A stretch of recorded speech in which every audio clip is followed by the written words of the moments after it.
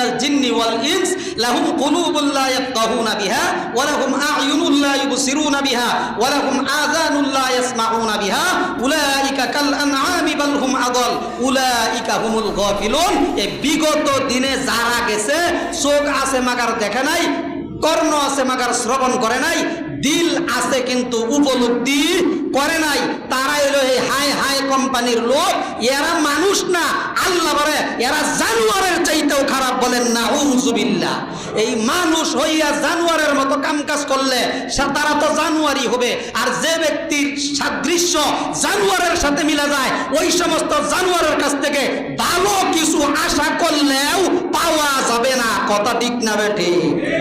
মনুষ্যত্ববোধ থাকতে হবে। সুরতে মানুষ হইলে হবে না, সিরাতে মানুষ হইতে হবে।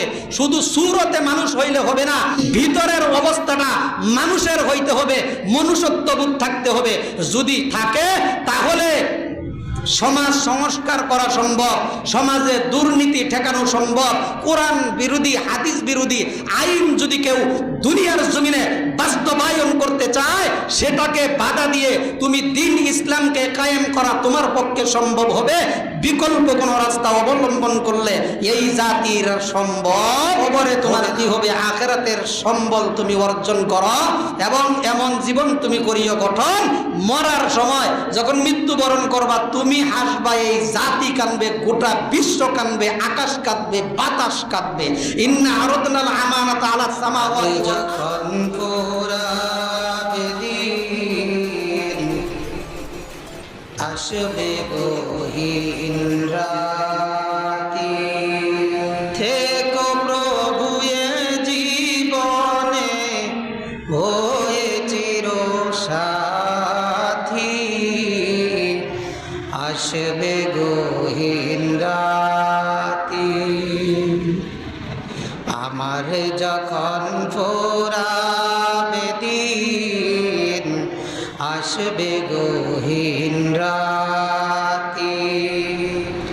ওয়ালাকাদ যারানা লিজান্নামা কাসীরান মিনাল জিন্নি ওয়াল ইনস লাহুম কুলুবুন লা ইয়াফকাহুনা বিহা ওয়া লাহুম আ'য়ুনুন লা ইউবসিরুনা বিহা ওয়া লাহুম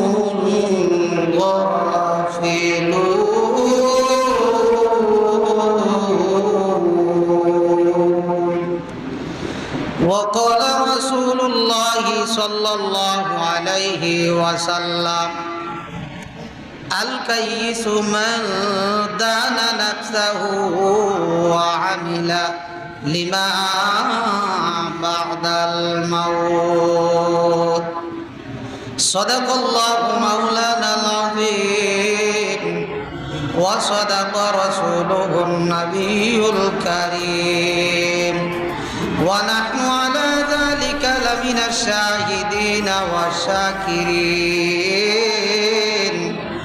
الحمد لله رب العالمين।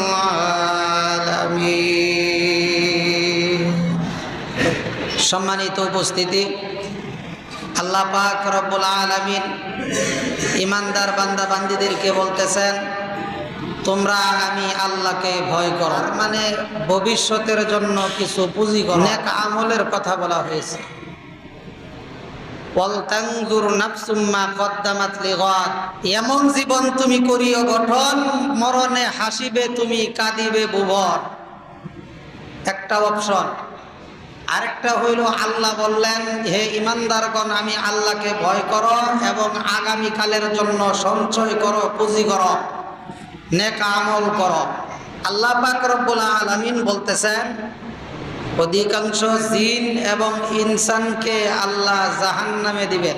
তার কারণ হইল যারা শুই নাও, শুনে নাই, দেখাও দেখে নাই, অন্তর থাকা অবস্থায় উপলব্ধি করে নাই, যদিও সুরতে মানুষ, তখন আর সে মানুষ থাকে না। উলাইকা কাল আনআমি বাল হুম আদল, ওই সমস্ত মানুষগুলো পশুর চাইতেও নিকৃষ্ট। নাউযুবিল্লাহ, পশুর চাইতেও নিকৃষ্ট। আজ থেকে ১৫০০ বছর আগে নবী রাসূল আসার দরওয়াজা বন্ধ হয়ে গেছে। পয়গম্বর বিদায় নিছেন ১৫০০ বছর আগে। কোরআনও ১৫০০ বছর আগেই আসছে। হাদিস ১৫০০ বছর আগ পর্যন্ত ছিল, এরপরে হাদিসের আশা বন্ধ, ওইগুলো দিয়ে চলতেছে।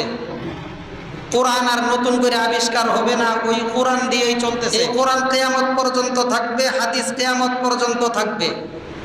ইংরেজরা ২০০ বছর রাষ্ট্র পরিচালনা করেছেন। তদানীন্তন সময়ে যারা রাষ্ট্র পরিচালনা করেছেন, ঐতিহাসিকগণ লেখেন, বাদশাহ আকবরের পিতা যখন যুদ্ধে পরাজিত হইয়া পলায়ন করে চলে গেলেন, আরেক রাষ্ট্রে চলে গেলেন, তখন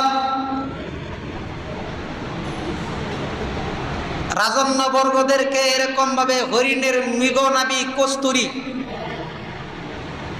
তাদের কাছে তুলে ধরতেন আর বলতেন, ভবিষ্যতে আমার সন্তান এই মৃগনাভি কস্তুরী যেইভাবে সুঘ্রাণ ছড়ায়,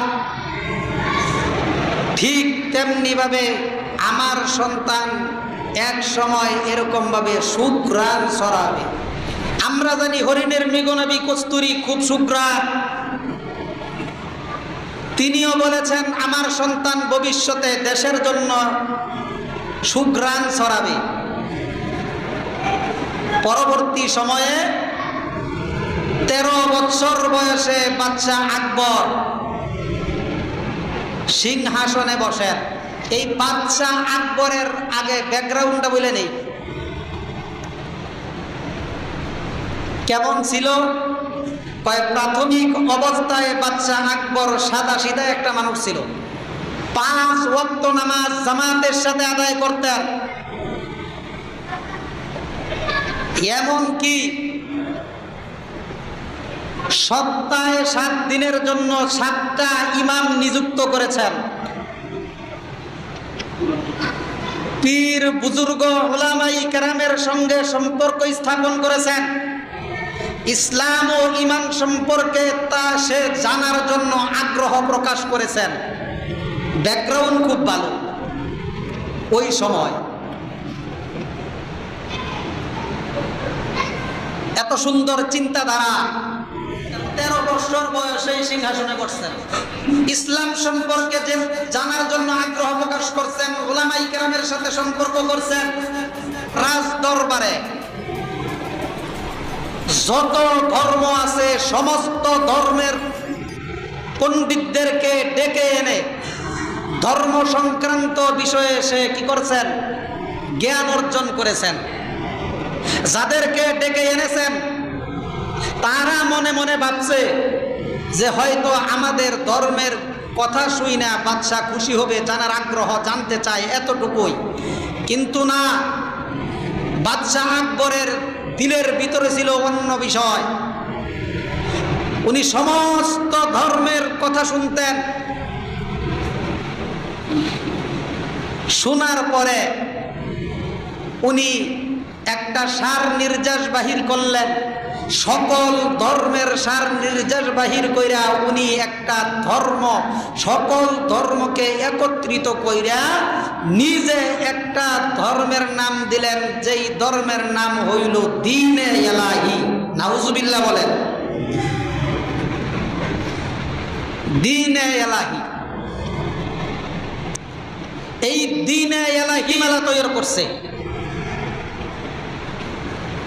আমরা ১৫০০ বছর আগে যেই রসুল চলে গেছেন, নবী রসুল চলে গেছেন, পয়গম্বর চলে গেছেন, ১৫০০ বছর আগে নয়, দুনিয়ার শুরু থেকে নিয়ে কিয়ামত পর্যন্ত, যতদিন পর্যন্ত মুসলমান আল্লাহ বলনেওয়ালা একজন মুসলমান থাকবে, ততদিন পর্যন্ত তাদের কালেমা থাকবে লা ইলাহা ইল্লাল্লাহ মুহাম্মাদুর রাসূলুল্লাহ। কথা ঠিক না বেঠে? কিয়ামত পর্যন্ত থাকবে। এটা রদবদল যদি কেউ করতে চায় সেটা বহাল থাকবে না।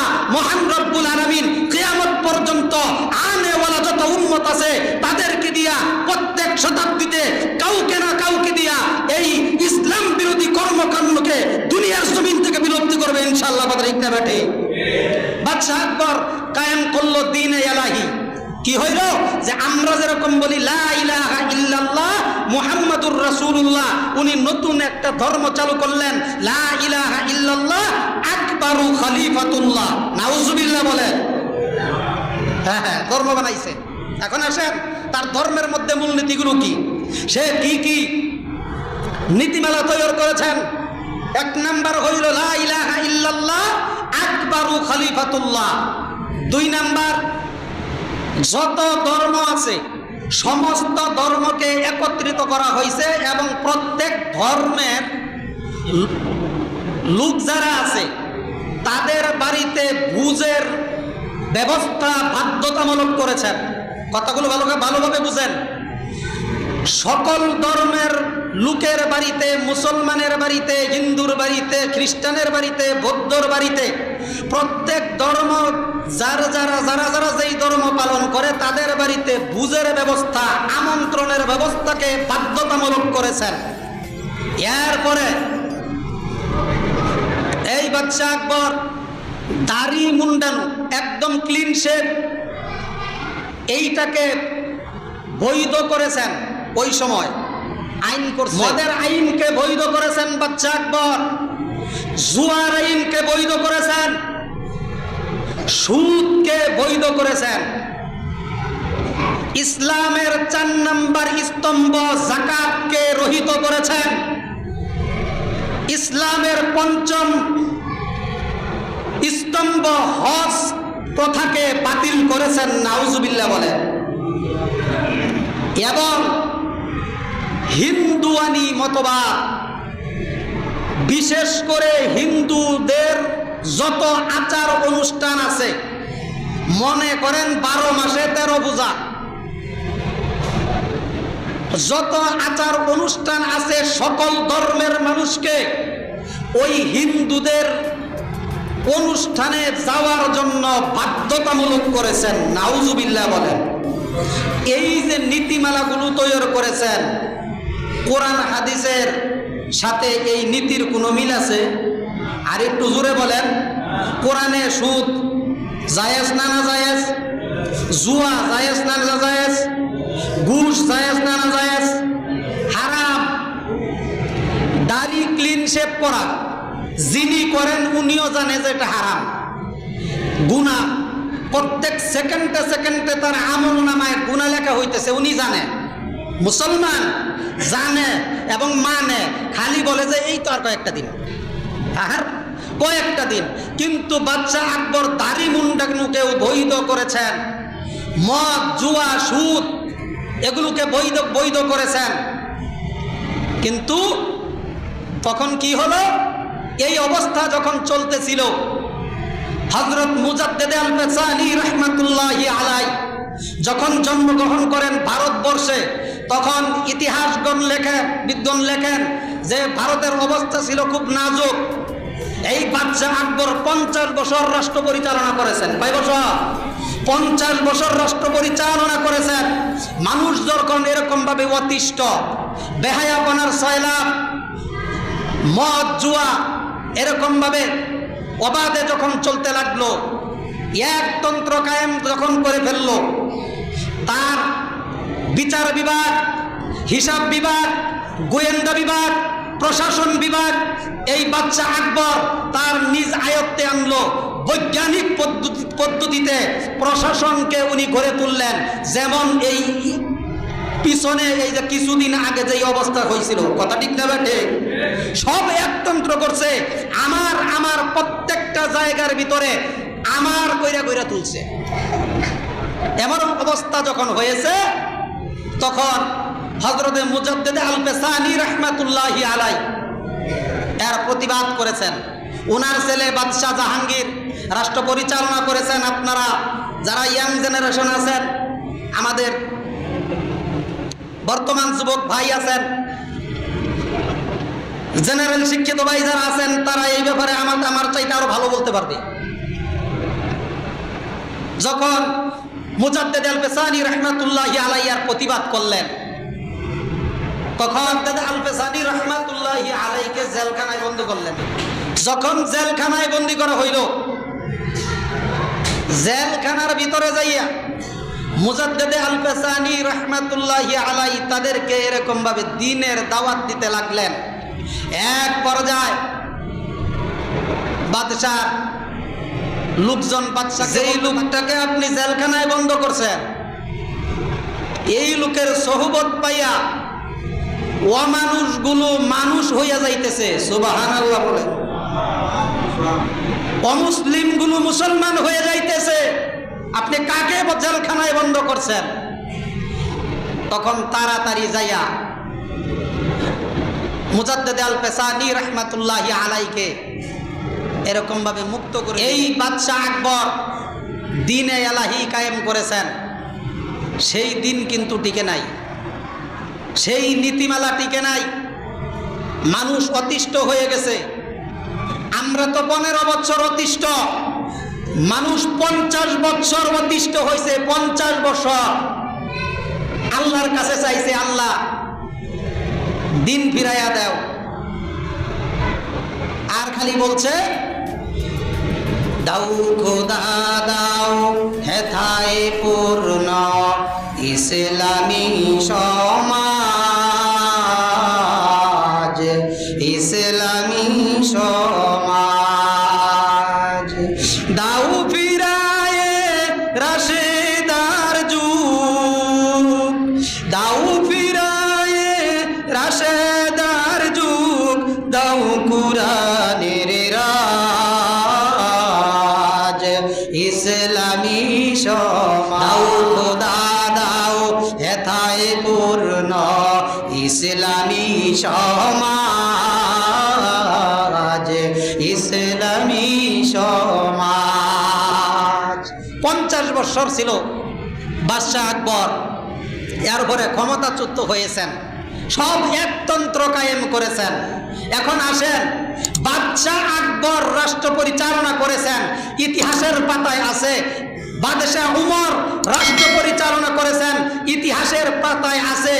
ওই ইতিহাসের পাতা হযরতে উমরের শাসন আমল ছিল স্বর্ণ যুগের শাসন আমল। মানুষ শ্রদ্ধার সাথে কিয়ামত পর্যন্ত তাদের শ্রদ্ধার সাথে সেই ইতিহাস বলবে এবং শুনবে। আর বাদশাহ আকবরের শাসন আমলের কথা মানুষ ঘৃণার চোখে দেখবে। কথা ঠিক না বেঠে? তাদের অর্জন হলো এইটুক। এই জন্য বলেছিলাম আলোচনার শুরুতে, এমন জীবন তুমি গড়িও গঠন, মরণে হাসিবে তুমি, কাঁদিবে ভুবন। আর এখন এমন অবস্থা হয়েছে যে যখন তুমি মারা যাও, তখন লোকে ইন্না লিল্লাহর পরিবর্তে আলহামদুলিল্লাহ বলে। কথা ঠিক না বেঠে? এমন অবস্থা তোমার হয়েছে। 50 বছর শাসন করার পরে তুমি যখন দুনিয়া থেকে বিদায় নাও, ওই সময় তুমি কাঁদতে কাঁদতে বিদায় নাও। আর 50 বছর যারা জুলুম আর নির্যাতনের শিকার হয়েছে, তারা খালি আল্লাহর কাছে কাছে মাজলুম হইয়া দোয়া করছে, আর যখন তুমি বিদায় নিছ তখন তাদের মুখে হাসি ফুটছে। কথা ঠিক না বেঠে? এই জন্য উল্টা হওয়া যাবে না। এমন জীবন তুমি করিও গঠন, মরণে হাসিবে তুমি, কাঁদিবে ভুবন। আর এখন এমন অবস্থা, তোমার কান্দার বালা আর জাতির হাসার বালা। কথা ঠিক না বেঠে? আল্লাহ বলেন, ইয়া আইয়ুহাল্লাযীনা আমানুত্তাকুল্লাহ, হে ঈমানদারগণ, আমি আল্লাহকে ভয় করো। ওয়াল তানজুর নাফসুম মা কদ্দামাত লিগাদ, ভবিষ্যতের জন্য তুমি অর্জন করো, আগামী কালকের জন্য কি করো? অর্জন করো। এখন আমাদের অর্জনের যেই অবস্থা দেখা যায়, সব জিরো, অর্জন বলতে কিছু নাই। মানে ক্ষমতা ছাড়লেই জারু আর বিচার বাড়ি। কথা ঠিক না বেটি? আদর করে যে বুকে টাইনা নিব, ওই রকম অর্জন আমরা এখনো পর্যন্ত করতে পারি নাই। উনি 50 বছর রাষ্ট্র পরিচালনা করছেন, যেই সমস্ত 12টা নীতিমালা তৈরি করছেন, এই 12টা নীতিমালা কোরআন হাদিসের সাংঘর্ষিক। কোরআন হাদিসের সাংঘর্ষিক। উনারটা জায়েজ হইতো যদি কোরআন এবং কোরআন লৌহে মাহফুজ থেকে পয়গম্বরের কাছে আসা নাজিল হওয়ার আগে হইতো, তাহলে কোনো মতন গোজামিল দিয়া জায়েজ করুন যাইতো। যেহেতু 1500 বছর আগে থেকেই আল্লাহ কোরআনে এই সমস্ত নীতিমালা কি করছেন, হ্যাঁ, কিছু বৈধ করছেন, কিন্তু কিছু অবৈধ করছেন, করেন নাই। আর উনি নীতিমালা তৈরি করে সব জায়েজ করে ফেলাইছে। কোরআন হাদিসের সাংঘর্ষিক এই সমস্ত আইন ভবিষ্যতে অতীতে যারা করেছেন তারাও লাঞ্ছিত হয়েছেন, অপমানিত হয়েছেন। তাদের কথা ইতিহাসের পাতায় আছে, ঘৃণার সাথে জাতি স্মরণ করবে। সামনে যারা আসবে, আমি অনেক সময় এই কথা বলি, টুপিওয়ালা হোক আর টুপি ছাড়া হোক, প্যান্ট শার্ট টাই হোক, কোনো সমস্যা নাই। যে কোনো মহল রাষ্ট্র পরিচালনা করতে আসলে বাচ্চা আকবরকে সামনে নিয়ে ওই ইতিহাসটা মাথায় রাইখা সামনে এসে দেশ চালাইতে হবে। কথা ঠিক না বেঠে? আর যদি টুপি মাথায় দিয়েও এমন হয়, তাহলে বাদশাহ আকবরের মতো হবে।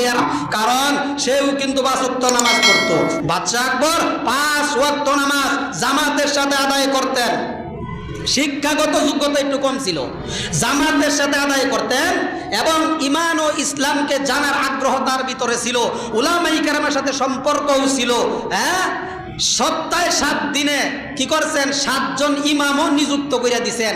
এত কিছু করার পরেও যিনি এই কোরআন হাদিসের সাংঘর্ষিক নীতিমালা তৈরি করতে পারে, তাহলে উনি যদি এমন করতে পারে, সামনে যারা বলো আমি কোরআনকে মহাব্বত করি, হাদিসকে মহাব্বত করি, রসুলকে মহাব্বত করি, উলামায়ে কেরামকে মহাব্বত করি, উলামায়ে কেরাম বলবে জনগণকে মহাব্বত করি, এত কিছু দিয়া যখন নাকি এই ভালোবাসা এবং মহাব্বতে তোমাদেরকে জনগণ তোমাদেরকে বিশ্বাস করে যে না লোকটা ভালো, কয় কে, কয় 5 ওয়াক্ত নামাজ পড়ে, এরা বিশ্বাস করা চলে, অসুবিধা নাই। কয় এত 50,000 টাকা চাইছে সুদে, দিউন যাব।